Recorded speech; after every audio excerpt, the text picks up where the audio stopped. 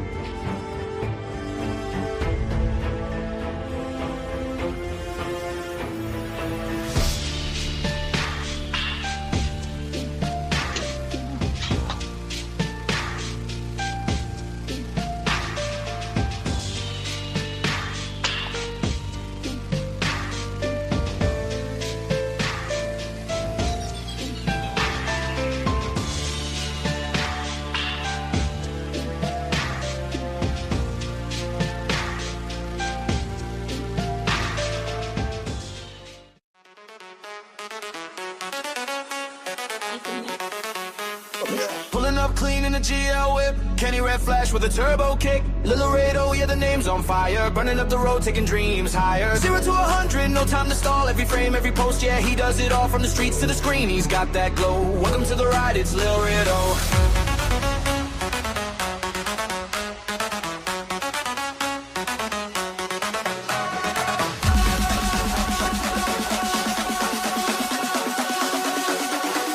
Red line dreams, we don't slow down.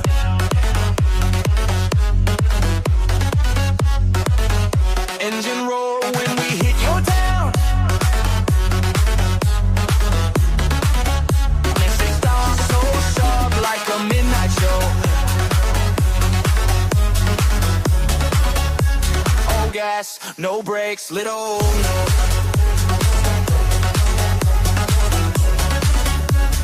Gas, no brakes, little no. Drift through life with a fearless tone. Every move custom, every vibe is on. Not just a car, it's a way of life. Precision, passion, cutting like a knife. Headlights blaze through the doubt and fear. He's the one they watch, the one they cheer. So buckle up tight, let the legend grow. You're in the fast lane with Lil Laredo.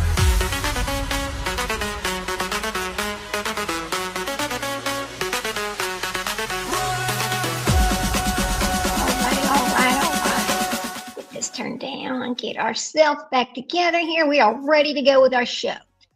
So welcome back. I hope you enjoyed our previous show to talk about, did Texas get it wrong? Because Texas gets it wrong quite a bit, it looks like. And it's unreasonable the amount of time that they get it wrong, I think. But, I know a lot of this is old cases and new information and just things like that. Let me get this off of the screen right quick. Get that off of there so we can get back on. And here we go. Let's go live. Let's talk about it.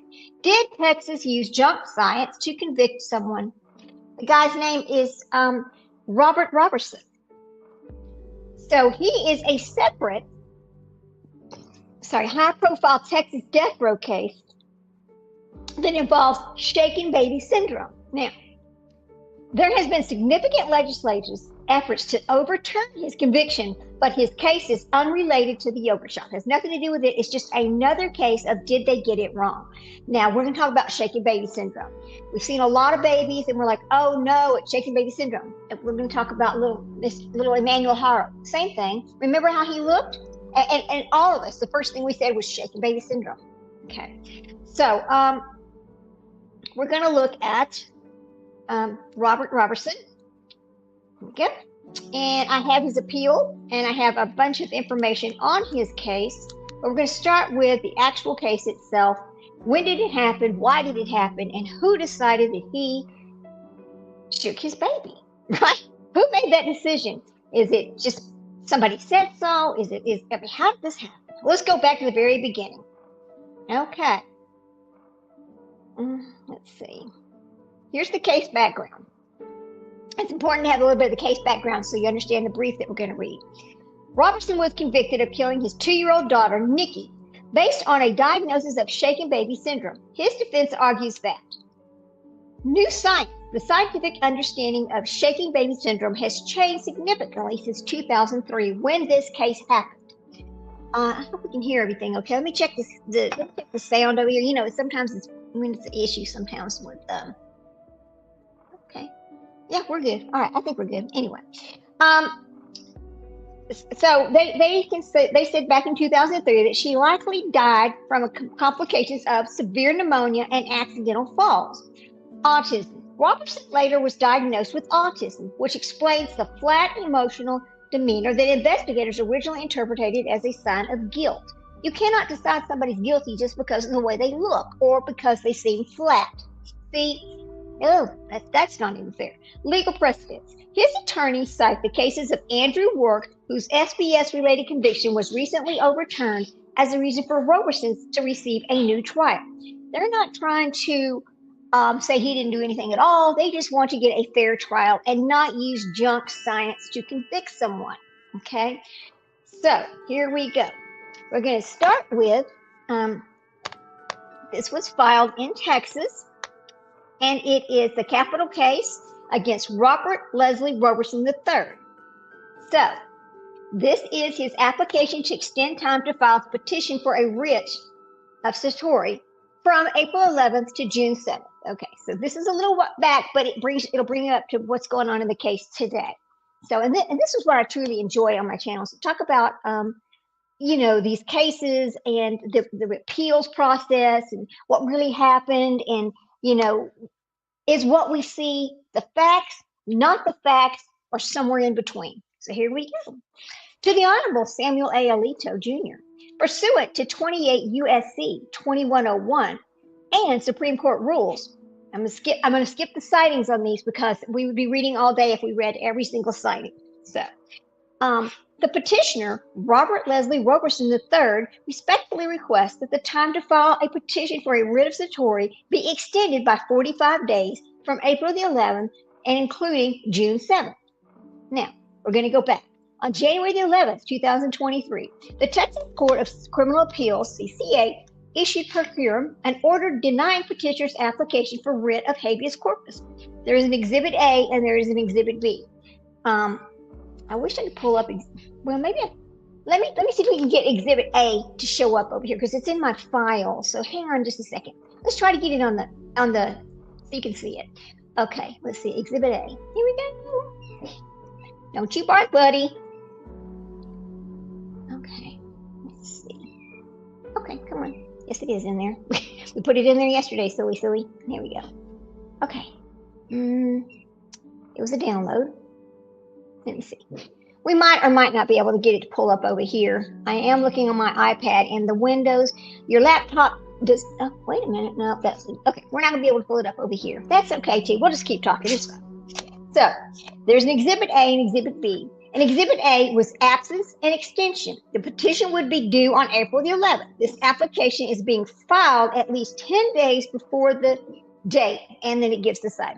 The jurisdiction of this court would be invoked under 28 U.S.C. to review this case. Basic background, and this is where we're going all the way back.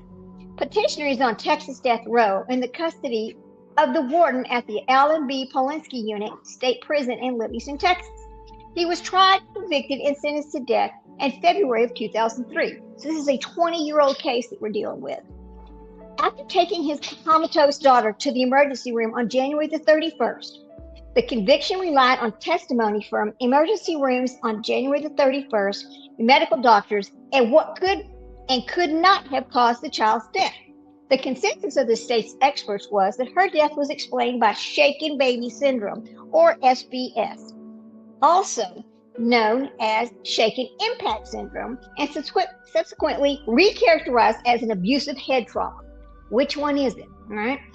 The CCA ultimately affirmed that the conviction and sentence describing at length the SBS causation and the testimony that had been adduced at trial. Roberson versus State number AP 74671 of the Texas criminal appeals, blah, blah. The CCA later denied all relief requested in an initial state habeas application and dismissed a 2005 pro se filing as an unauthorized successive application of ex parte Roberson, and it gives, the writs, and then the case numbers. Neither petitioner appointed trial or state habeas counsel challenged the SBS causation, which defense counsel had conceded on the record throughout trial was the only explanation for the child's death, despite his client's insistence on his innocence. State's habeas counsel continued to represent petitioner in the federal habeas proceedings, but never revisited the state's SBS causation theory. Okay.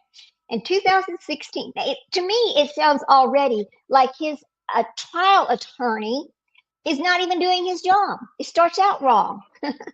Okay.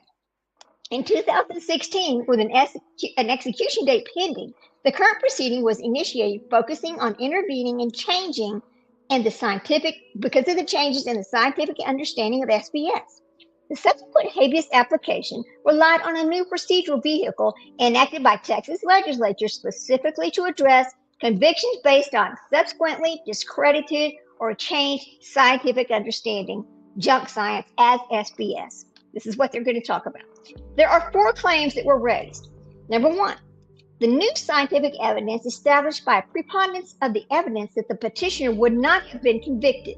The state's reliance on false, misleading, or significantly invalid testimony had deprived the petitioner of the right to due process under the law. The petitioner was entitled to habeas relief because he is actually innocent. We know they all say they're innocent, but we know they're not all innocent, right? Okay. And number 4, that the petitioner was entitled to habeas relief because his federal rights to due process. I mean, let me turn this music down. To me, it seems loud. I don't know what y'all are hearing, but to me, it just seems loud. Let's see. Well, no, it's not very loud. Okay, we'll just turn it off. We don't need it because I'm not using anybody else's information. Okay, now that's better. Okay. So let's see, go back to where I was before I turn that down. Okay. So number 4, that the petitioner was entitled to habeas relief because his federal rights to due process and fair trial were violated by the state's introduction of forensic science testimony that current science has exposed as false. The application, supported by several volumes of evidentiary proffers, was submitted to the CCA, along with a motion seeking the stay and the pending execution. He is on death's door when this is going on, days before he was to be executed.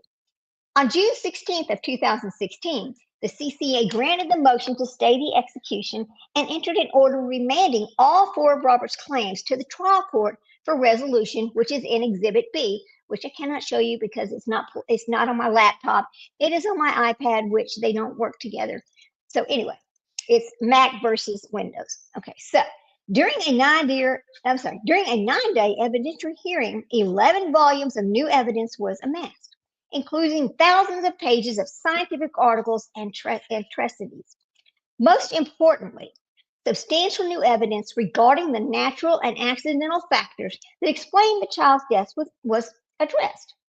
This was evidence supporting petitioner's claim of actual innocence that had not been available to him when the subsequent state habeas proceeding was initiated back in June of 2016. Therefore, the parties submitted proposed findings of fact and conclusions of law. The FFCL that the convicting court ultimately submitted to the CCA, recommending that the relief be denied. So now they're going to say, well, no, we're not going to listen to you. But why? He has new evidence. He has new information about shaken baby syndrome. Then he goes with, including its typographical and grammatical errors. Whoa, errors in the paperwork, grammatically and typographically. They did not mention any of the new science evidence challenging the validity of the SBS or the new evidence that the child's death had been caused by natural and accidental causes, not an inflicted injury. On January the 11th, the CCA issued an unsigned 2-page opinion adopting the convicting court's proposed FFCL as its own and summarily denying a new trial. Now, this is kind of important because I want y'all to think back about how many other people have been sent to prison over what's called shaken baby syndrome prior to the new information coming about SBS. I want to know how many other people are sitting in jail right now for the same thing that maybe deserve a new trial. Okay, so here we go. Reasons for granting an extension of time. Extending the time available to file a petition for writ of certiorari is appropriate for at least 4 distinct reasons. First, because petitioner is indigent, he will rely on the assistance of an undersigned counsel to develop and present his petition. Unsigned counsel is also a solo petitioner appointed by the habeas in 2018 to continue her representation of the petitioner, which had begun in 2016 while she was employed as a state capitol habeas public defender. There's also an Exhibit C. Okay. Since the proceedings before the convicting court ended in February the 14th on 2022, counsel has been providing representation on a pro bono basis. The undersigned is thus otherwise engaged in the practice of law to earn a living. The practice includes representing other individuals in capital post-conviction proceedings and the clients in civil matters. A brief for one such client is currently due in the Fifth Circuit Court of Appeals on April 17th. See Heath versus RPM Dining. Okay. In another matter, the direct appeal and the death penalty case, the state's response brief is due April 27th, 2023, making the undersigned reply brief for her client due on May 13th. There's this window of time that one files, they get a copy, and then the other one files. That's kind of how it works. So, second, the factual predicate for the anticipated petition is dense, complex, and disturbing as it involves chronically ill child who died at age 2 and a controversial medical hypothesis known as SBS, the history of which is central to the habeas claims. The SBS medical diagnosis has been subjected to a great deal of debate since the petitioner's 2003 trial. In light of evolving scientific inquiry into its basic tenets, additional time will enable counsel to prepare a well-researched and yet accessible petition that will be a maximum benefit to this court. And third, no execution date is pending, and regardless of whether the extension is granted, the petition will not be considered until next term. So they're gonna get it all submitted, and then they got to sit and wait for a while. Moreover, if the petition were granted, it would be argued that in the next term, therefore, sorry, buddy, the extension will not likely substantially delay resolution of this case or prejudice of any party. And number 4, and most critically, petitioner will be seeking a summary reversal, which the court is likely to grant. The petition will raise significant concerns about the CCA's failure to adhere to the U.S. Constitution with regards to petitioner's due process. That's the same argument as the other one. The proceedings below was expressly authorized so that the factual record could be expanded to enable reconsideration of the suspect's scientific causation. This was used to obtain the petitioner's conviction back in 2003. And yet the Texas courts below disregarded substantial, unrebutted new evidence of change in scientific understanding since 2003, which has destabilized each of the tenets of the SBS causation theory once accepted as medical orthodoxy. So it's been looked at many times, and medical field says, okay, yeah, this is what we think now. The Texas courts also disregarded the substantial, the Texas courts also disregarded substantial, unrebutted evidence of the natural and accidental causes of the death at issue in this case, which established petitioner's innocence. Relief was denied in an unsigned 2-page order without explanation or reference to any of the voluminous new evidence that the hypothesis used to obtain their conviction. It was false, misleading, and unreliable, and that a contemporary scientific and medical injury has identified natural and accidental causes that explain the tragic death of the petitioner's child. Thus, the due process violation associated with the conviction based on subsequently discredited science was compounded by deprivation of due process in this post-conviction proceeding, which was expressly authorized to address the change in scientific understanding. The conviction should have been vacated and a new trial authorized. The stakes warrant the extension of the request. I'm sure it does take a long time. In conclusion, for the foregoing reason, petitioner respectfully asks that the time of filing petition for writ of certiorari in this matter be extended. So that was the first thing that happened on this on this brief. All right, here we go. We're going to go to the next part of this, of what happened here. Come on. So that was the first part. Then, and this is over here, in the Supreme Court of Texas, and this is the writ of Satori, okay? And this is to the Court of Criminal Appeals. All right, let's go.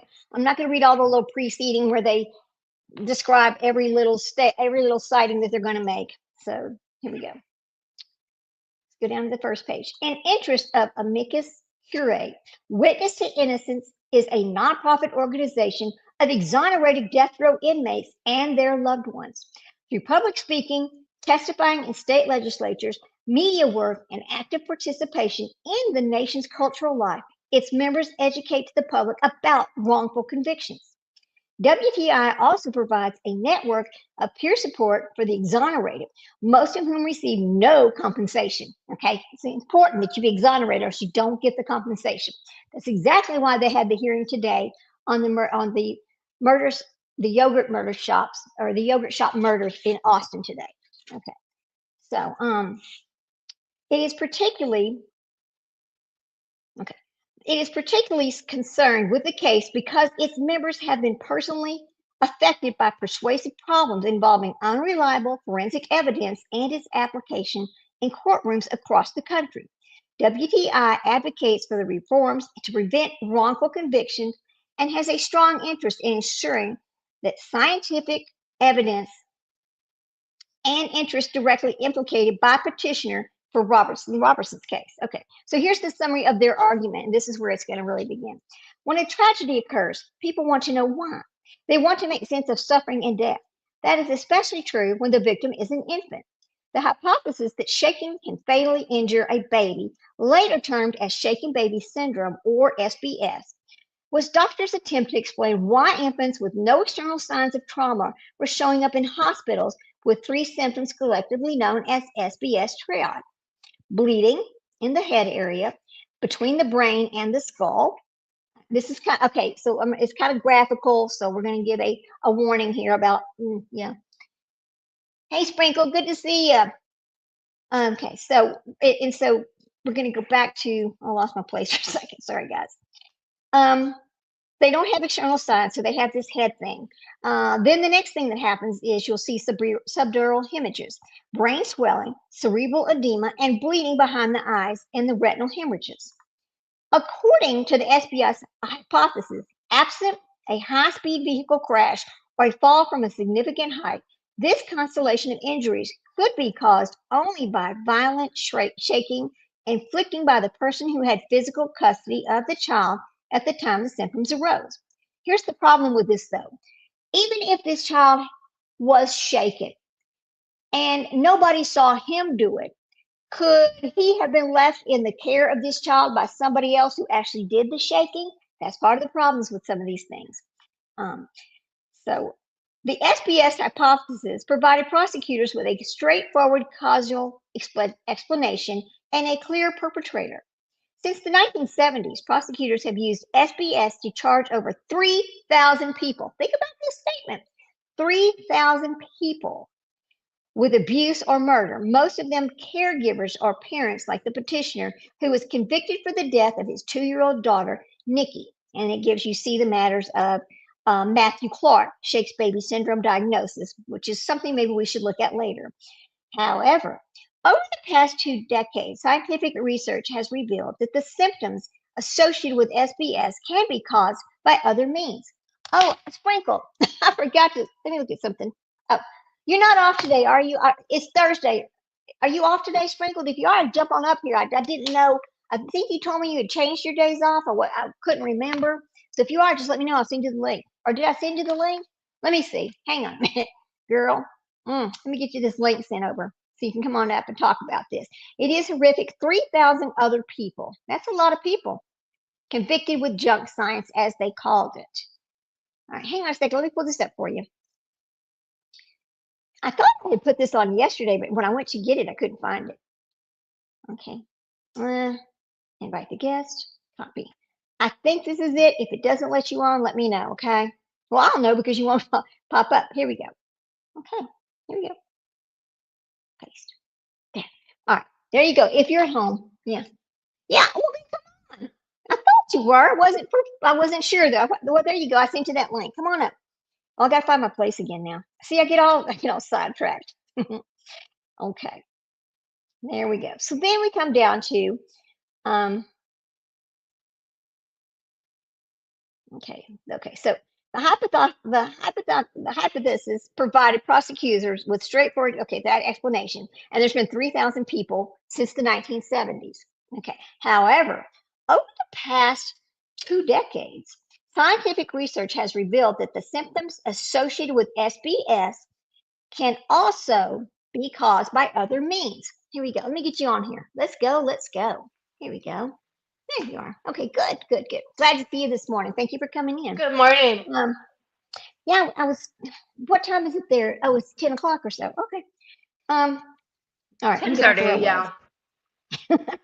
I lost my place again. Okay, so however, decades ago, they researched that revealed the symptoms associated with this could be caused by other means, including, for example, shortfalls, underlying medical issues, uh, and associated with oxygen deprivation. So when you can't breathe, it can cause your eyes to hemorrhage. We know that by choking victims, right? That's part of a choking victim. So that's what they show. So consequently, SBS has come under increased scrutiny by medical experts. And of course, due to the lack of scientific proof behind the hypothesis, scientific advancements regarding SBS have allowed numerous individuals to mount successful challenges to their convictions, often only after having spent years or decades in prison or even on death row. Their struggles, like those of people wrongly convicted based on other unreliable forensic theories, illustrate the human toll of uncritical acceptance of plausible sounding scientific theories. WTI submits that this brief to tell the stories of some of these SBS exonerees. Like the petitioner, they are representatives of the double tragedy that has befallen many parents and caregivers who not only had a child in their case suffer injury, illness, or death, but also were wrongly convicted and harming of their own child. I think this is good. Okay, so we're going to move on up to the actual argument. Now, this is a 28-page document.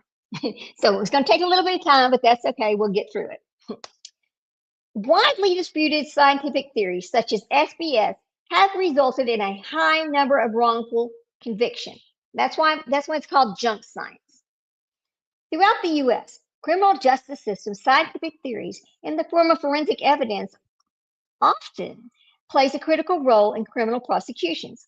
While some have been carefully developed, rigorously tested, and corroborated by the scientific community, others have often, I wish that would go away. Things are popping on my iPad here. Okay, so it comes back over here. Others often, because of their intuition plausibility, despite the fact that they have not been tested or proven. Indeed, some theories remain hotly debated in scientific and medical communities, yet they're presented as facts by prosecutors and expert witnesses in support of a criminal conviction. One such example of SBS. Unreliable forensic theories typically have several common attributes, including being supported by limited or no scientific evidence or research. Number two, being presented as a conclusive with no acknowledgement of error rates. And number three, relying on subjective criteria or interpretations. And number four, oversimplifying complex science. And then it gives a whole bunch of sightings of different people, that there are other cases they're looking at here. It is often the case that despite limited supporting evidence and medical uncertainty, unreliable forensic evidence becomes widely accepted in the courts, resulting in countless criminal convictions. And then it cites some more. So there's actually something called Strengthening Forensic Science in the United States, a path forward. And this is something I think that if we read it, it might talk about this exact junk science. Okay. It is often the case that despite limited supporting evidence and medical, uncertainty, and it talks about this. Let's go back down. This is kind of hard to see right there. All right. Okay. Some cases, substantive information and testimony based on faulty forensic science analysis may have contributed to wrongful convictions of innocent people. This fact has demonstrated that the potential danger of giving undue weight to evidence and testimony derived from imperfect testing analysis. I've always kind of thought, and you might think the same thing, Sprinkle. I don't know. I know we really haven't talked about this, but I've always kind of thought that just terming every child you see that if that looks like they've had shaky baby syndrome, they don't may not really have been shaken. We talk about the little Haram child. Was he shaken? We don't know. If they come from a family where you've got a lot of child abuse, it's more likely possible, but they don't have proof that that's what happened, especially when you don't even have the little body of that baby, which is so sad. It's a really sad case. So it is very possible that half of the people that's been convicted are absolutely innocent. That's what I'm going to say. At this point, I see it as 50-50. Consider the trajectory of the bloodstain pattern analysis, a form of unreliable forensic evidence that purports to reconstruct a crime scene by analyzing the bloodstains left behind. See, I've always questioned blood patterns too, because how do they know? I mean, you can recreate things. You can recreate things all the time, but it does not mean it's going to be accurate, right? It's called recreation for a reason. You weren't there and you had to try to prove that that's what happened. So California. Okay, in 1957, the Supreme Court of California first determined to be admitted at trial the theory that then gained widespread acceptance through our legal system during the 1980s and 1990s. And it gives another their citing. However, bloodstain pattern analysis was untested. Even though it was not developed in an accredited lab, nor peer-reviewed or rigorously assessed in a large-scale study, it went largely unchallenged for decades. And then there's some more sightings. In recent years, the theory has been called into question, resulting in numerous long overdue exonerations. The reason why this is 28 pages is because there's a lot of sightings here. Bloodstain patterns analysis is just one example of the dangers of unreliable forensic evidence. Many widely accepted forensic techniques have recently been called into question by scientific and medical experts, including bite marks, bite mark evidence, firearm matching, and hair and fiber evidence. Okay, let's stop and talk about, mark my place there. We're going to stop and talk about bite mark evidence. Bite mark evidence is one of the hardest ones to prove, but how many cases have we heard of where they use bite marks? Oh yeah, that's a bite mark. We are guilty of some of the same sort of a thing in a case that's active right now in a missing child. A lot of people, I don't really like to talk about this case, but it gives you something to think about here. A lot of people have seen this one particular picture and claimed, even my husband, who only saw one picture, sadly, said that looks like human bite marks. And it was on the arm of a stepfather of a missing child. So think about that for a second. That's how quickly a person's mind, he knows nothing about this case, nothing. I show him a picture, he goes, oh, that looks like human bite marks. That's how quickly the mind runs to the bite marks. When left unchecked, dubious forensic evidence can result in wrongful convictions and ultimately undermine the goals of the U.S. criminal justice system.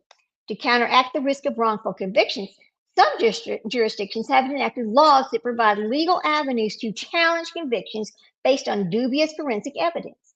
In 2013, Texas became one of the first states to enact such a law. The very law through which petitioners sought relief below, it's Article 11 of the Texas Code of Criminal Procedures, known as the junk science writ. This is junk science writ. Allows individuals to seek a post-conviction habeas relief where their conviction was based on forensic evidence that has been undermined by new research. Although Texas's junk science writ has resulted in new trials or acquittals, justice has not always been served, as in the petitioner's case demonstrates. Although the SBS hypothesis presents many of the hallmarks of unreliable forensic evidence, and although reconsideration has resulted in numerous exonerations throughout the country, the Texas Court of Criminal Appeals hastily dismissed the petitioner's claim in a 3-page opinion. But a review of some of the numerous exonerations in the cases grounded in SBS shows why petitioner's case demands more research and more reviews. Indeed, members of this court cast doubt on the use of the SBS hypothesis in the courtroom nearly 12 years ago, highlighting the need for increased scrutiny. In Cavias, I'm saying that wrong, Cavias versus Smith, which concerned a grandmother's assault conviction based on SBS, Justice Ginsburg authored a dissent joined by Justice Breyer and Sotomayor, noting that doubt has increased in the medical community over whether infants can be fatally injured through shaking alone. And there's a whole bunch of sightings on that. Okay.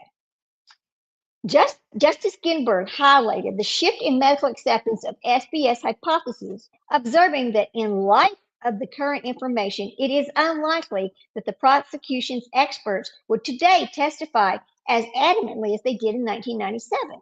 What is now known about SBS hypotheses, Justice Ginsburg says, seems to me worthy of considerable weight in the discretionary decisions whether to take up this tragic case. Okay.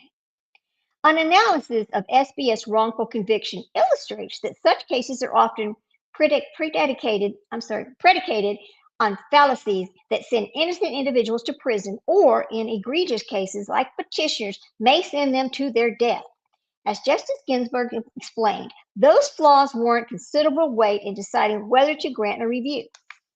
Then it goes down to number B. It talks about the debunking of this, junk science. The debunked belief that medical conditions cannot cause SBS symptoms has led to wrongful convictions. Well, there's 3,000 of them, actually. They're saying 3,000 people have been convicted of this. One of the primary dangers of disputed forensic evidence is the controversial conclusions are accepted as fact. As a result, jurors may reject alternative explanations. This is exaggerated, certainly, and it has been persuasive problems with the SBS hypothesis, because the SBS hypothesis maintains that the triad of symptoms could have only been caused by a caregiver's abuse. Medical experts, investigators, and prosecutors are quick to reject alternative explanations.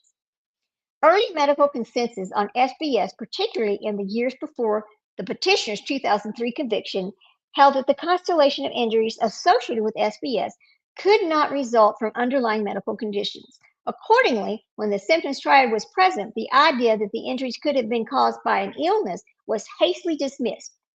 This is particularly true where other fallacies or assumptions associated with SBS were present, including where the infant had external injuries that were, skip on down, mistaken for abuse, but often caused by life-saving measures such as CPR, or where the caregiver reacted in a way investigators or prosecutors deemed inappropriate. And it gives a bunch of sightings. Now, medical experts agree that the constellation of injuries associated with SBS actually can be caused by a number of medical conditions. Let's talk about medical conditions for a minute. I mean, high fever. What can a high fever do to a child? What if a child is having a seizure and it bumps its head? Right there, I mean, you're going to get some of those same injuries that SBS would present. Could a child have no history of a seizure, all of a sudden have a seizure, you take her to the emergency room, and then guess what? You're being charged with SBS? Absolutely. Absolutely. It can happen.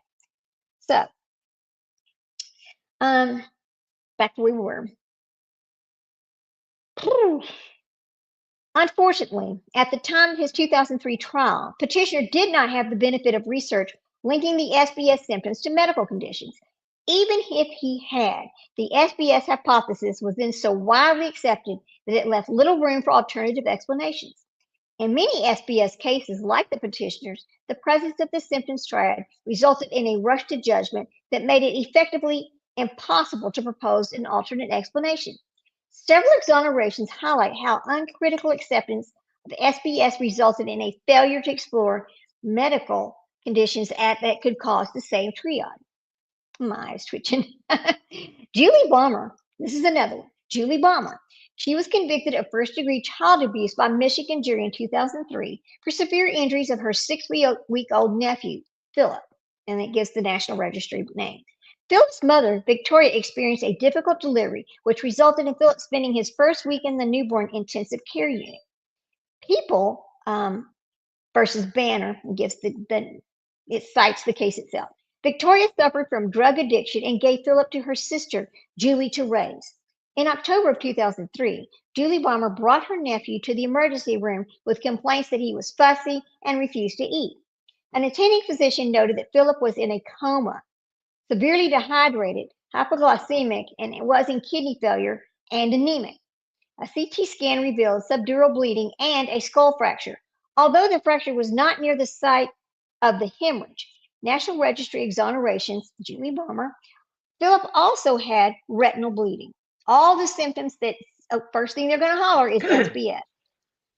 Sad, huh? Yeah, but Medical, with yeah, SBF you don't get a skull fracture. right. But something happened to this child. But what if it wasn't Yeah, something SBS? definitely happened, but it wasn't SBF because you don't get a skull fracture from that. The fact that this child was born to an addicted mother and he spent a long time in the NICU unit because he was probably born addicted as well. He might have had an unknown seizure problem and then had a seizure one day and boom, because he was so little, he's good. I don't know. Hmm. I'm just guessing that's one of the things that could have happened. I'm not sure. Right, right. Medical specialists determined that the injuries were inflicted 12 to 48 hours before Phillips' arrival at the hospital. A radiologist concluded that Phillips' injuries were best explained by blunt force trauma and shaking. Okay, well, you can bump your head and shake in the middle of a seizure. I have had a grand mal seizure 2 times, and I'm going to tell you what, you feel like a damn train ran over you after the fact. Okay, so it's pretty violent. It is a violent reaction Hmm. or a violent action. Let me just say violent action. Right, Um, right. And then it says, although Philip survived, he was disabled. Emily Bazelon, another shaken baby syndrome, faces new questions in court. Two doctors from Philip's treating hospital testified that his injury stemmed from either shaking or blunt force trauma, likely inflicted within 12 to 24 hours before his scan, and that such, okay, so then it goes, that such Phillips, his CT scan, talks about that again. In the face of such apparent certainty, Balmer's defense did not present any medical expert offering an alternative explanation, and Balmer was sentenced to 10 to 15 years in prison. Following Balmer's conviction, new lawyers took a look at her case. The National Registry of Exonerations, they sent Phillips' brain scan to a radiologist who concluded that the scans revealed a stroke, likely, likely from an underlying infection, Basilian supra. Another radiologist and a forensic pathologist concurred and concluded that Phillips' skull fracture was old and could not have resulted from his difficult delivery. Wow. With the help of her new defense team, Balmer's conviction was overturned in November of 2009.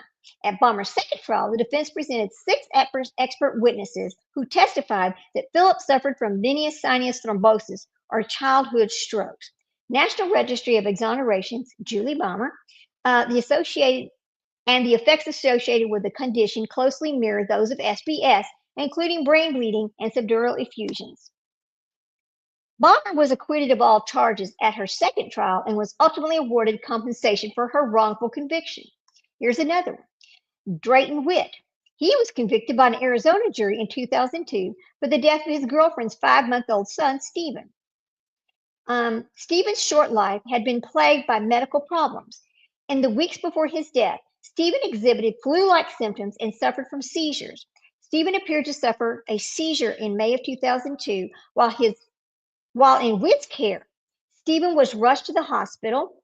Okay, we get past this little sightings, where he arrived in cardiac arrest and later died. A physician from Stephen's treating hospital observed the injuries such as retinal bleeding and concluded that Stephen appeared to be the victim of SBS. An autopsy later revealed the SBS triad, further cementing the preliminary diagnosis. Witt, the last person to have custody of the Stephen, was indicted and subsequently convicted for his murder. The Arizona Justice Project later re-examined Witt's case, enlisting 8 medical experts to review Stephen's injuries. And just as in Balmer's case, the medical experts ruled out SBS and presented an alternative hypothesis for Stephen's death. One such expert suggested a classic picture of venous thrombosis, an alternate overlooked at Witt's trial. And then it gives some, other convictions. It says, see this, see that. So we're going to skip past that. The physician who performed Stephen's autopsy and who testified for the state of Witt's trial signed an affidavit stating that in light of subsequent medical and scientific developments, he could not stand. Well, how about that? He's admitting he's wrong. He could not stand by his previous conclusion at trial testimony, and Stephen Witt's death was a homicide, and that he believed Stephen's death was likely the result of natural causes. So he's taking back what he said and said, oh, no, I see. It's different. It's natural causes. It makes you wonder. does the detective talk to the doctor and say, well, it looks like blah blah blah blah blah, and then they come together and they say, well, okay, well, I just think you ought to go ahead and charge them with, SBS. It's easy to see on this CT scan or whatever that's what it was. It just sounds to me like they just throw it out there way too much. It just gets it is what is given as the excuse too many times without really looking into it. That's what it seems like. Okay. Whew, let's see. National Registry. Okay, it talks about this. There's a national registry of all the people that have been exonerated and what their original charge was. Okay, so in case you want to look at that, it was granted. She got a new trial, and all charges were later dismissed. Bonner and Witt are just two among many SBX exonerees whose convictions resulted from a failure to consider alternative causes for the symptoms triad, particularly underlying illnesses. The petitioner's situation remarkably similar because Nikki presented with the SBS triad. Plausible alternative medical explanations for her death were overlooked. Nikki experienced several severe medical conditions during her short life, including chronic ear infections and breathing apnea. In the days leading up to her death, Nikki had experienced vomiting, coughing, diarrhea, and a high fever. Upon her hospital admission, the treating doctor observed brain swelling and bleeding on Nikki's CT scan, but quickly dismissed Nikki's recent illness as an explanation in favor of abuse. The failure to investigate Nikki's underlying medical conditions continued following her death and throughout the petitioner's trial. The medical examiner conducting Nikki's autopsy did not investigate her medical history and did not consider a toxicology report and seemingly ignored the presence of, I'm going to say this wrong, guys, the presence of macrophages. It's macrophages, whatever that word is, in Nikki's lung. Oh, it's something that happens in the lungs. Okay. Oh, wait a minute. I think it's vomit in the lungs. I think that's what it is. In the lung tissue that was indicative of a virus. Okay. Expert witnesses at trial also did not consider potential alternative medical causes for Nikki's death.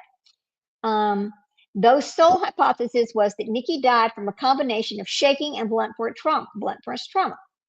In seeking a new trial, petitioner's attorneys presented experts who found evidence of advanced viral pneumonia. Oh, okay, so that was pneumonia. That's part of the pneumonia, that particular word. I got it now. In Nikki's lungs, and condition that causes hypoxia, which in turn can cause the triads of SBS injuries. Experts also testified that certain prescription drugs Nikki was taking might have contributed to her death.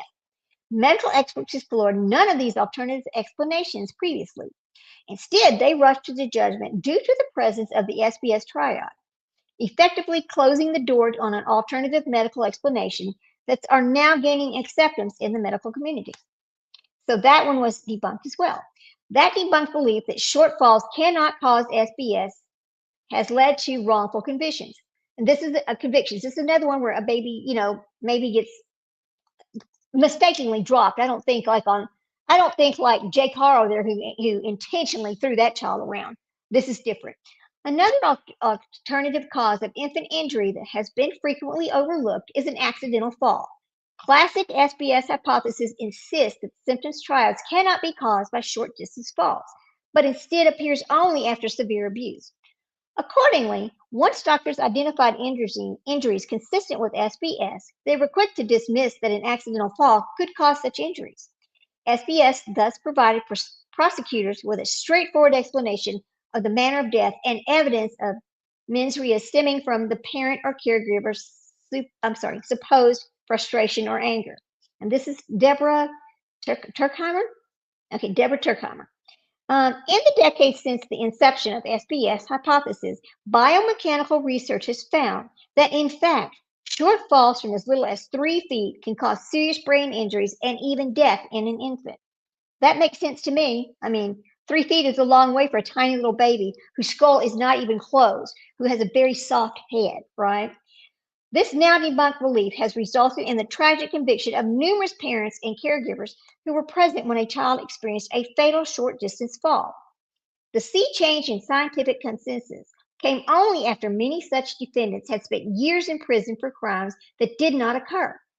And it gives some more sightings. One of them is somebody named Baker, affirming grant of habeas relief to a man convicted of murder, relying on almost exclusively the testimony from a medical expert that child's injuries indicated shaken baby syndrome, and that the shortfalls cannot cause fatal head injuries. In recent decades, the scientific integrity of such testimony, and it goes dot, dot, dot, has been undermined. Medical experts now agree, and documentary evidence proves that shortfalls can cause fatal head injuries in children. Here's another one. Kenneth Marsh. He was convicted by a California jury in 1983 of the death of his 2-year-old child. Philip was sentenced to prison for a term of 15 years to life in California. The Innocence Project, okay, give some little sightings here. He'd filed for a habeas before, blah, blah. And anyway, in the summer of 2004, it was denied. So anyway, Marsh had rushed Philip to the hospital after he found him on the floor, severely injured from falling from a couch onto a fireplace hearth. Yes, that would have hurt that child, absolutely. Despite the child's medical history, which included a bleeding disorder, a doctor injected Philip with mannitol, which exasperated his cerebral. Oh, Lord. Okay, so he already had a bleeding disorder. They get him to the hospital. A doctor injects this child with something, and it caused it to be worse. Okay, so his brain continued to swell, his blood pressure dropped, and he died the following day. Although police initially treated the incident as an accidental fall, hospital doctors claimed before performing an autopsy that the child could not have suffered traumatic brain swelling and bleeding as a result of a fall. Prosecutors charged Marsh with murder. At the trial, medical experts claimed that the only way the child could have sustained the injuries was through abuse, and that Marsh must have shaken that baby to death. Marsh was incarcerated for nearly 21 years. He described what happened as an accident that turned his life into a living nightmare. I was convicted of a crime that didn't happen and sentenced to life in prison. I was only 28 years old at the time. How can this happen? Yeah, that is a question. How can it happen? In 2002, the habeas petition medical experts submitted that much of this medical evidence used to convict Marsh was inaccurate, and that his son could have died from a shortfall in combination with the treating doctor's mannitol injection. I'm sure that's probably not how you say it, but it's spelled Mannitol. Okay. After an independent expert reviewed the evidence, the state asked the court to grant the writ. The court did so, and the state dismissed the charges. California's Innocence Project, which is Kenneth Marsh, blah. Marsh received compensation for his wrongful imprisonment. In 2004, here's another one, guys. 2004, a Colorado jury found Crystal Voss guilty of child abuse for the death of her infant son, Kyron. Alan Pendergrass, this talks about this conviction here, and the exoneration. I'm not going to read that whole thing. She was sentenced to 20 years in prison. Voss had rushed her limp, unresponsive son to the emergency room, explaining that Kyron had fallen off a friend's shoulders and hit his head on the ground earlier that day. A doctor noted bruises on the child's abdomen and signs of subdural hematoma. At trial, the prosecution's medical experts asserted that the injuries were consistent with SBS and that the child was a victim of violent shaking. Now, how is that causing bruising on the stomach? Please tell me how that works. Echoing the prevailing medical wisdom, the experts he testified that a fall could not have caused that injury. More than a decade later, Voss's lawyers filed a new trial motion. The defense presented expert testimony explaining that the injuries were consistent with a shortfall, earlier testimony, and upon the literature that is now more than 30 years old. And it talks about this exonerations again. Even the pathologist who performed Kyron's autopsy testified that based on intervening medical advancements, he would have changed the cause of death from homicide to undetermined. See, he still didn't want to admit he was wrong because he's going to only want to go to undetermined. A judge vacated Voss's conviction and ordered a new trial. A month later, the state dismissed the charges in 2002, and Voss received compensation for her wrongful conviction. Xavion Johnson was convicted in 2002 of second-degree murder for the death of his 4-month-old daughter. Johnson was sentenced to prison for 25 years to life and served nearly 17 years before his conviction was reversed. His daughter was taken to the hospital when Johnson and his family noticed her raspy breathing and increasing unresponsiveness. Earlier that day, she had slipped from Johnson's arms and fell while he was bathing her. Johnson's 1-year-old brother had also hit her with a toy. She died the following day. Now, see, that's a little bit questionable because it comes back to the Jake Harrell situation where he claims he dropped the baby, bathing the baby. I don't know. I don't know. We weren't there. We really can't say, to be honest with you. The autopsy report showed retinal hemorrhages and subdural hematoma. Although Johnson told investigators about the fall and the toy incident, prosecutors rejected that claim and instead relied on SBS hypothesis to secure his conviction. At trial, 3 prosecution experts testified that the cause of death was multiple injuries to the head and brain as a result of being violently shaken, and that Johnson's claim of the shortfall could not account for those injuries. Testimony by more than a dozen witnesses that Johnson was a gentle and caring father led the jury to believe that he was a good young man, very loving to his girlfriend and their baby girl, and that it would seem horribly out of character for him to murder his baby. And so so how does he get convicted? This is weird. If he's a good father, how does he get convicted? They nevertheless convicted him based on the state's experts' overwhelming medical evidence. One juror later recalled that without that evidence, we certainly would not have convicted Xavier Johnson. How about that? So it only took one expert to change the minds of 12 people? Huh. Years later, the Northern California Innocence Project reviewed the case in light of the scientific advancements, soliciting opinions by medical experts, including the original pathologist who testified against Johnson that the child's injuries were consistent with the fall and that Johnson had originally described. So see, even years later, the same medical expert that said, oh no, he shook the baby, has now changed his mind, said, oh no, he fell, or maybe hit in the head by this other child. So what is it that's happening all these years later to make them change their mind? What exactly is it? I want to know. Now I'm going down a different rabbit hole to figure out what the hell is going on here. 2 other prosecution witnesses conceded that, in light of the new scientific evidence, the child's injuries could have resulted from an accidental fall. So after 15 years in prison, he is freed. Okay. A court reversed his murder conviction in 2017, and the state dropped all charges. Johnson recently received compensation from the California Victims' Compensation Board after 17 years in prison. These stories feature remarkable similarities to the petitioner's case. Like the medical experts in those cases, the doctor attending to Nikki's injuries rejected the petitioner's explanation of Nikki's apparent fall out of the bed. Consistent with the prevailing medical consensus, the doctors concluded that it would basically be impossible for shortfall to cause Nikki's injuries. The petitioner's conviction was secured in part based on this now debunked assumption. Just as the exoneree's cases, petitioner's habeas court heard new evidence that shortfalls can cause the exact kind of internal bleeding observed in Nikki. But petitioners remains on death row despite the change in medical consensus that eventually freed Marsh, Voss, Johnson, and many others. Seems unfair, doesn't it? Seems absolutely unfair. The debunked belief that infants would exhibit symptoms immediately after suffering trauma, such that the last caregiver must have inflicted the injuries, has led to wrongful convictions. I do believe that 100%. Another notable fallacy of the SBS hypothesis is the belief that shaken infants will manifest symptoms almost immediately after the abuse. The prevailing assumptions about the tight temporal link between the event and the symptoms meant that SBS diagnosis clearly identified the culpable party, or at least significantly narrowed the suspect pool.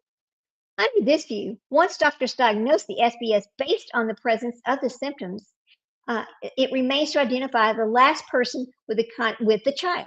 So if you were the last person with a child, you're automatically going to be convicted. That does not seem fair at all. But you know what? It goes back to some of the things we always say. It's like our missing children cases. It's like all these cases. Well, the last person with that child was so-and-so. Well, then they need to arrest so-and-so because obviously so-and-so must have done something that was the last person with them. So no, I mean, it may not always be true. Here we go. We have to be careful about blaming somebody without any real evidence.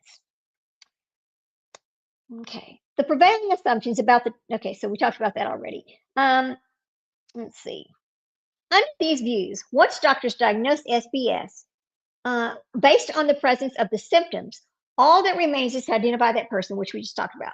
The person becomes the suspect, who can then be confidentially pursued. I'm not confidentially, but confidently pursued, and they do, always. whereas the other SBS tenants helped to establish the actus reus by holding that the symptoms triad could only result from violent shaking, and mens rea that the shaking sufficient to cause such injuries was necessarily so violent that it could not have been accidental. The belief that a child would immediately display injuries helped to establish the identity of the last person with the child had to be the perpetrator. Scientific research has since shown that this belief, too, is wrong. Medical experts now agree that an infant can experience a lucid interval, a period of time between impact or the event or illness and the manifestation of symptoms during the child can appear symptom free. So it could be hours, it could be minutes, it could be, I don't know, maybe 24 hours, I'm not sure. But because medical experts have long dismissed the concept of lucid intervals, parents and caregivers have been wrongfully prosecuted simply because they were the last person to care for the child. This is a good example of one. Clarence Jones, he's one example. Because he was alone with his son Colin when the child began exhibiting symptoms, Jones immediately became the primary suspect. One of the attending physicians suspected the child abuse based on the child's injuries. The detective confronted Jones. If you didn't cause the injuries to Colin, then who did? Okay. Consistent with that theory, the state argued at trial that because the child exhibited SBS symptoms, he must have been shaken by the last person he was with, Jones. Mid-Atlantic Innocence Project, they took over and fought for him. That theory was supported by testimony at the state's That theory was supported by testimony of the state's expert, who rejected the concept of lucid intervals and dated the child's injuries contemporaneously with his collapse and hospital admission, even when the medical records did not necessarily support that conclusion. As the Maryland Court of Special Appeals explained, when it ordered that guilty verdicts set aside, even assuming that shaking could cause the constellation of injuries, the lucid interval hypothesis brings into question the presumption that the last person with the child is medically or legally responsible. Here's another one. Think about this one. Randy Leibich served nearly 15 years in prison after an Illinois jury convicted him of murdering his partner's 2-year-old child. Lots of it. June 8, 2023, Leibich was babysitting Stephen when he started vomiting and began breathing irregularly after choking on food. And the days beforehand, the child's mother had struck him. The defense of the trial argued that Stephen died of complications from the mother's mistreatment. That's what the defense said. But the medical examiner concluded that Stephen's injuries were the result of trauma occurring just hours before the child's admission to the hospital while in Leibich's care, and doctor testified that the injuries were so severe that they had been inflicted a day earlier, the child would have died the day earlier. In post-conviction proceedings that led to Leibich's exoneration, the prosecutor's medical examiners admitted that upon her review of the medical records, she discovered that the child had an acute pancreatitis resulting from injuries prior to the day of the incident, and that given the pathology, it was improbable that the child's collapse appeared to be the result of process that had begun days earlier. Another medical examiner and pathologist likewise submitted affidavits describing considerable consensus that had emerged since Leibel's convictions. The children may have lucid intervals. Okay. Leibel's conviction was vacated in 2018. The state then dismissed the charges after receiving a letter from the medical examiner who had testified against Leibich, in which he stated that the child's death did not occur through the actions taken on blank day, and that the child was admitted to the hospital. And then, it talks about the National Registry, blah, blah. I don't want to read all that. So, Randy Leibich, instead, he died from abdominal injuries that were present at least 2 days prior to the hospital admission. Leibich received a certificate of innocence in 2022, and the Illinois Court of Claims awarded him compensation for his wrongful conviction. It goes on and on with these, doesn't it? Again, a petitioner's conviction was based in part in the same faulty assumptions that led to Jones and Leibich's convictions. The pediatricians who testified for Texas opinion that the alleged shaking would have immediately caused Nikki's symptoms, thus clearly indicating to the jury that the petitioner, the last person to care for Nikki, must have been the one who caused her injuries. Like Jones and Leibich, the petitioner was presumed the perpetrator based on the then prevailing view that a child cannot experience lucid intervals following the onset injuries or illnesses. Despite the changes in scientific consensus, Petitioner, whose conviction is based on the same flawed theory, still sits on death row. Seems wrong, doesn't it? Wrongful convictions are often predicated on a suspect's inappropriate reactions. This is where it comes down to when you're talking about people. And well, look, that's not how that's not how the mother of a missing child acts. That's not how the mother of a child's accidental death acts. Look at her; she's emotionless. She's flat. Think about that. Just think about that, okay? Finally, another particularly concerning aspect of SBS cases is the extent to which false convictions are predicated on subjective opinions about the appropriateness of the caregiver's reactions to an infant's injury, illness, or death. In numerous SBS cases, treating physicians, police, and prosecutors have testified regarding an accused supposedly inappropriate reaction. Such a reaction is considered an indication of abuse and, coupled with the other fallacies and assumptions described above, it has been invoked into support an SBS diagnosis. For example, in Mississippi, a jury convicted Sabrina Butler in 1990 for the death of her 9-month-old son. June 8, 2023. Butler, then 18, returned home following a short jog to find Walter not breathing and unresponsive. Butler rushed Walter to the hospital, but attempts to resuscitate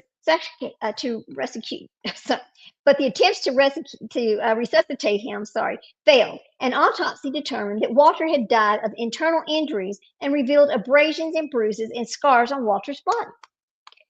During interrogations, Butler had offered police conflicting explanations regarding Walter's injuries. She referred to a non-existent babysitter and ultimately signed a statement that she had punched Walter in the stomach. Oh my God, that makes me sick. Butler's trial focused heavily on these statements, and she was convicted and sentenced to death. Butler later recounted this questioning and saying, "I was alone with no lawyer or parent with me. I told the officer that I tried to save my baby. He wrote down what I said and threw it into the garbage." What? He said, okay, let me reread this because it's not making sense. "I was alone with no lawyer or parent with me. I told the officer that I tried to save my baby.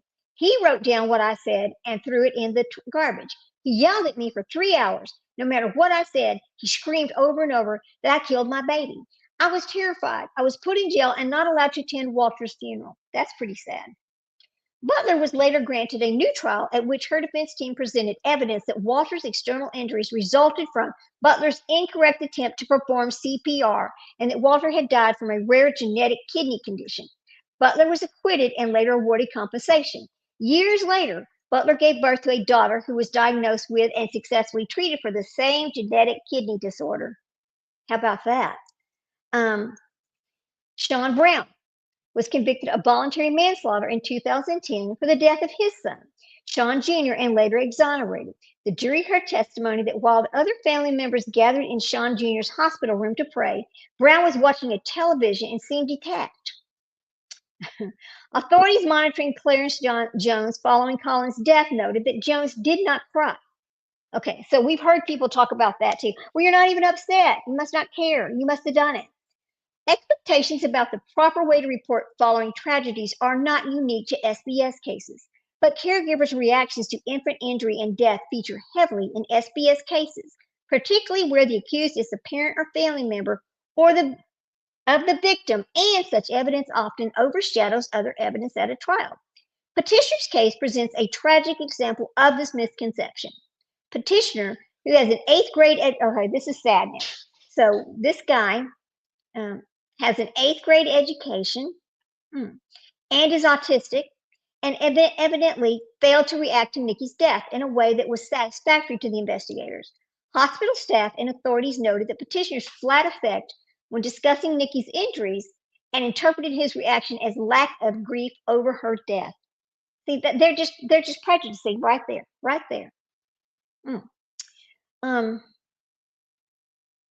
Okay.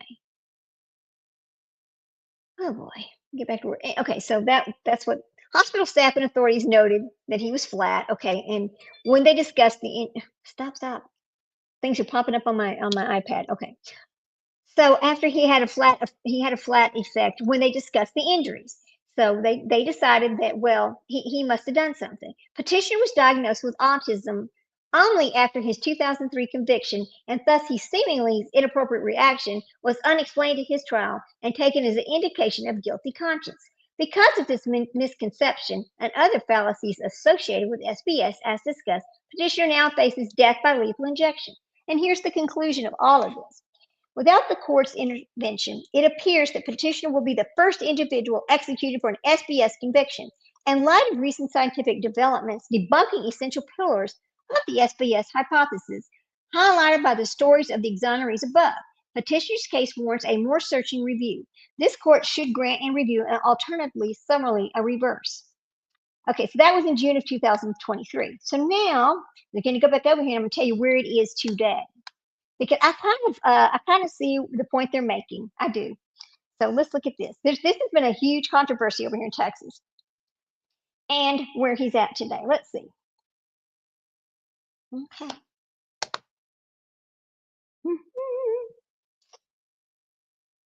Let's go to this. So, because this all, let's go back over here.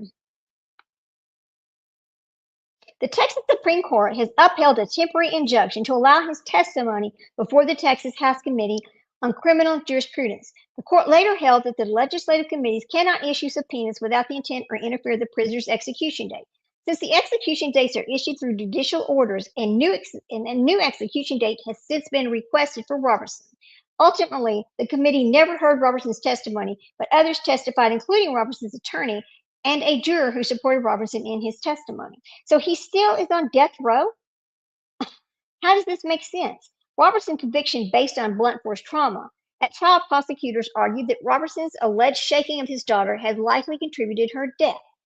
Some have argued that the use of shaken baby syndrome by prosecutors is junk science, leading to the controversy over the conviction. Since the convictions, Roberson's lawyers argued that his daughter had suffered from pneumonia, which had progressed into sepsis by the time of her death, and unsuccessfully appealed under the Texas law, junk science law, as a defense. Beyond the use of shaken baby syndrome, prosecutors had amassed evidence showing his daughter had suffered a variety of serious injuries that are indicative of abuse and could lead to her death. So he's still on death row. He is still on death row. How does that even make sense knowing what we know right now? Did Texas get it wrong, or did Texas get it right? That's what I would like to know. Let's see. They're doing more. Okay, so more researchers. They're doing more research in this field. And I'm trying to pick up if there's anything over here on this page that tells us that anything has changed. Okay. So in 2024, here we go. On July 1st of 2024, the trial court in Anderson County approved a death warrant for Roberson, and his execution was scheduled for October 17. Roberson was reportedly the first death row prisoner convicted on the grounds of shaken baby syndrome to have an execution date scheduled. When the scheduling of Roberson's execution date was publicized, his case was heavily debated over whether his murder conviction and death sentence should stand in light of criticisms of shaken baby syndrome. And the lingering concerns of Roberson's alleged innocence were heightened after the announcement of his date. In a final series of legal attempts to escape the death penalty, Roberson and his lawyers appealed to the state's courts to overturn his conviction and brought up undiagnosed autism to seek mercy and argued that it hindered him from having a fair trial. An appeal to the Texas Criminal Court was rejected on September 11th. We just read the brief on that, of 2024. There was considerable support coming from lawmakers and law enforcement personnel to stave off his execution. Reverend Brian Warden, a former police officer who investigated Roberson's case and whose testimony helped send Roberson to death row, advocated for the commutation of Roberson's death sentence into a life sentence, stating he believed at this stage that the conviction or sentence should not have happened if proper investigations had been made in this case, especially since Roberson's autism went undiagnosed. A clemency petition signed by 84 lawmakers from 150-member state house best-selling novelist John Grisham and medical experts, death penalty attorneys, and former detectives of the case was submitted to the state pardons board for them to commute his sentence to life without parole. One of the supporters stating that no crimes had taken place to begin with, and that Texas was about to execute an innocent man. Under Texas state law, the final recourse for inmates awaiting the scheduled execution was to appeal for clemency, and the Texas Board of Pardon and Paroles would decide whether to recommend the clemency, with the governor having the final say. Although it was noted that the governor, Greg Abbott, had rarely granted clemency through his tenure, 2 weeks before he was going to be executed, Roberson also made a personal plea to the governor to spare his life. On October the 8th, 2024, Roberson was granted a hearing of his appeal against the death sentence, but on October the 11th, his appeal was dismissed by the Court of Appeals. On October the 15th, an administrative judge, Alfonso Charles, was the 10th administrative judicial.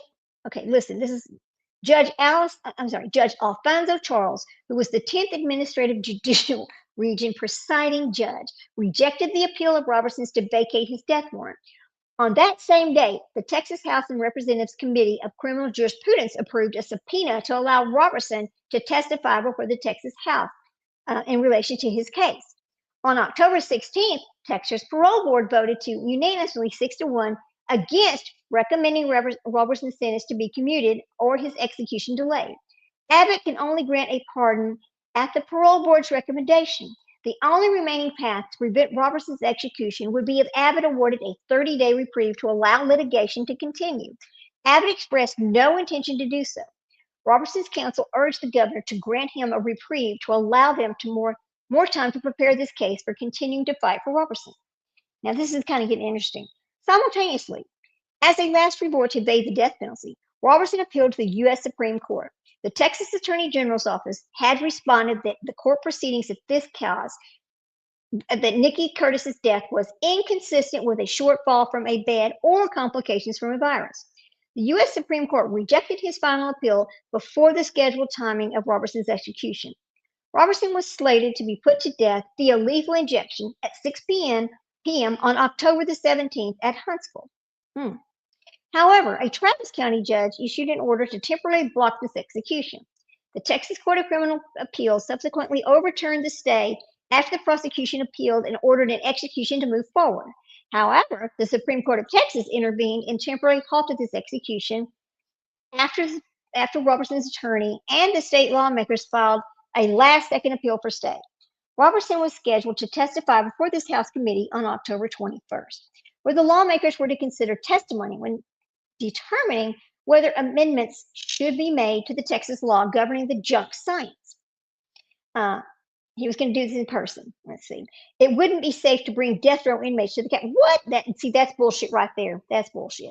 On November 15th, 2024, the Texas Supreme Court ruled that the state lawmakers had exceeded their power when they called Roberson to testify before a House committee. A new execution date can be set, but the court also said lawmakers could still call Roberson to testify and that the executive branch would have to accommodate such a request. On December the 2nd, 2024, a judge who signed Roberson's death warrant, Judge Deborah Oaks Evans, voluntarily recused herself from the case. She didn't want to deal with it anymore. So, 2025 rocks along. On June 17, 2025, Texas Attorney General Ken Paxton lodged a second motion to seek a new execution date for Roberson. After the prosecution of the case was transferred to his office at the request of District Attorney Allison Mitchell. On July 16th, State District Judge Austin Reeve Jackson scheduled the execution for October 16th. On September 26th, it was reported that Roberson waived his right for petition for clemency. Instead, he would channel his last attention and efforts into seeking a new trial for his murder conviction. On October the 9th, 2025, the Court of Criminal Appeals issued an emergency stay of execution. The court's stay sends the matter back to the trial court to review the science based on the state's 2013 junk science law. Boy, that's a lot of stuff. It drew a lot of media attention, and the appellate process and statements made by politicians have generated extensive media coverage. Novelist John Grisham is writing about this case in a nonfiction book that's titled Shaken. Well, now we need to read the book, don't we? The Rush to Execute an Innocent Man, it's being published this summer. It's the summer 2026. So the best I can figure out is he's still alive, still waiting to be executed, and I guess we'll just see what happens. So I think that's a very interesting case, and I can see where there's Both sides. I can look at both sides. Well, I mean, she had this kind of injury, she had that kind of injury. Did she fall? Did she not fall? I'm not sure. I don't know. But I do know one thing. I think before he is executed, they do need to actually. I think he should actually get a new trial based on the evidence that shaken baby syndrome is junk science. I do believe that. But it's been a long time, and I don't know. We'll see what happens. We'll stay on top of it. We'll just kind of, hey Colt, how you doing? What? Hey, what's up? Good to see you, Colt. Let me tell y'all who Colt 45 is. Colt 45 is part of our sponsor, worldswave.com. Welcome in, Colt. We're so happy to see you. Good to see you. I was just reading about an appeals court and a decision about did Texas get it wrong on the death penalty for Robert Roberson over shaken baby syndrome. So we're going to have to wait and see what happens. It's still out there. It's still pending. There's still no they don't have they haven't issued a new death date, but he doesn't have a new trial date either. So anyway, I'm going to get off of here and go do something else right now. I just wanted to talk about that for a minute because it is a hot topic over here in Texas. I don't know what's going to happen, but we'll see. We'll just have to see what's going to happen. He's already 59 years old now. So these just like the thing I talked about this morning. Sorry, my dog's gonna bark. These death convictions that you give these people, and they wait and wait and wait, just like the yogurt shop murders. They wait and wait and wait. They finally get a new trial. They finally get the new information comes out. They find out it's not them. They're still waiting, waiting, waiting. They're not in prison, but they're over still trying to live a life that's hell. And how long does it take to actually get exonerated? Years. And you don't get paid in Texas unless you've got a full exoneration. Just because the DA's office says, well, we don't think they're guilty anymore, we're going to dismiss the case. You still don't get paid. You have to have a full exoneration in the state of Texas. So anyway, we'll find something else to talk about later. I just wanted to cover that this morning. I hope you all have a wonderful day. My dog's going to bark. I'm going to have to get off of here. Hang on a second. Hang on.